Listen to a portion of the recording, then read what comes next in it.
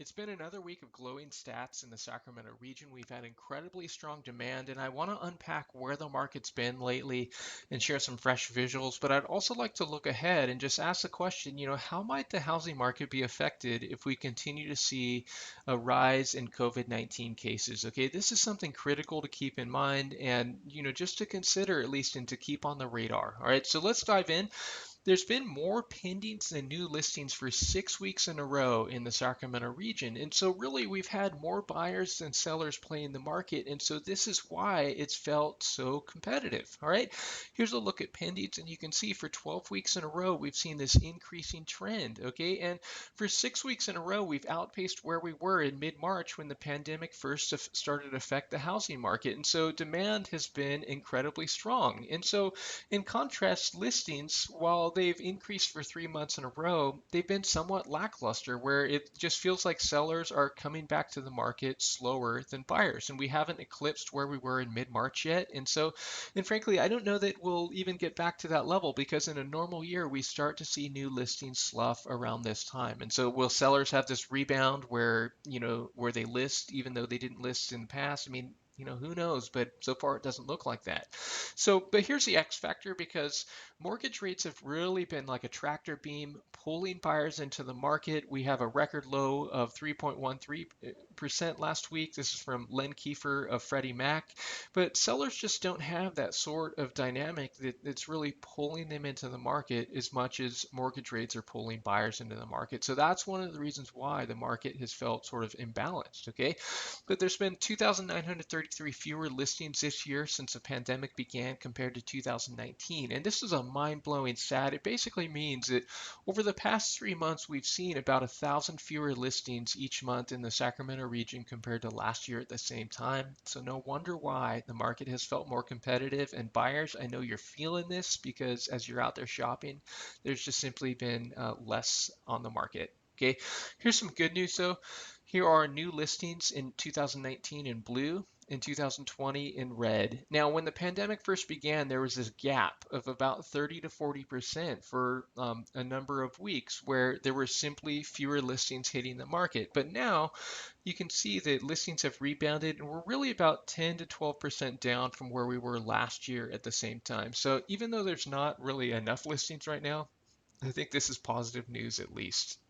So we asked the question though, as we're seeing all this glowing news, how will rising COVID-19 cases affect the real estate market? And look, there's not one answer here. I don't have a crystal ball. This isn't doom and gloom or hype, but here's some things on my mind. So first, I'd say let's watch the confidence level of sellers and buyers. Now, so far, as I'm looking at the stats, I don't see any pullback from either group. And as I've been talking with real estate agents, I don't hear of sellers who are pulling their homes from the market. If anything, I've heard some sellers say, hey, I might want to list sooner and get my home on the market. Okay, but we'll see what the stats say over time. But just keep in mind how buyers and sellers feel will influence their decisions, and what they decide will influence the stats. Okay, a future shutdown could clearly affect the housing market.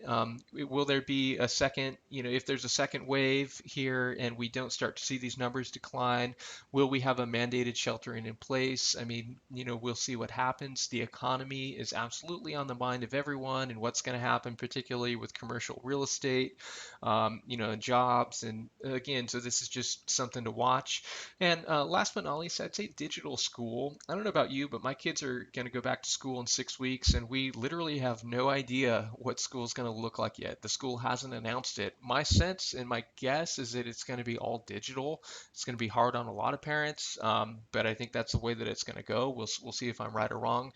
But my sense is that I wonder about in terms of real estate if this would influence people's ability to be more mobile during the fall, whereas people normally hibernate when the kids go back to school. Can this affect things? Now, of course, if the economy shut down, then I don't know that that would make a difference, but something on my mind.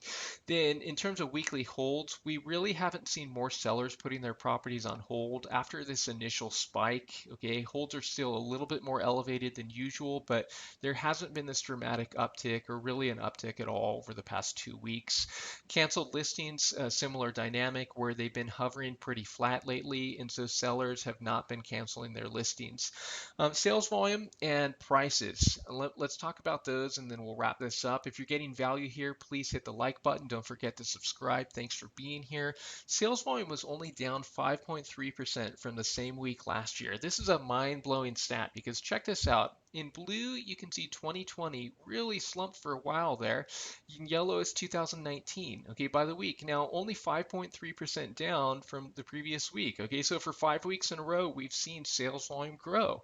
And in fact, when we look at volume on a monthly level, in April, volume was basically down by 32%. In May, it was down 36%. And preliminary stats looking ahead, I think that June volume's only going to be down between 5 and 10%. And so it just shows this there's been this rebound of sales happening. All right. And last but not least, prices.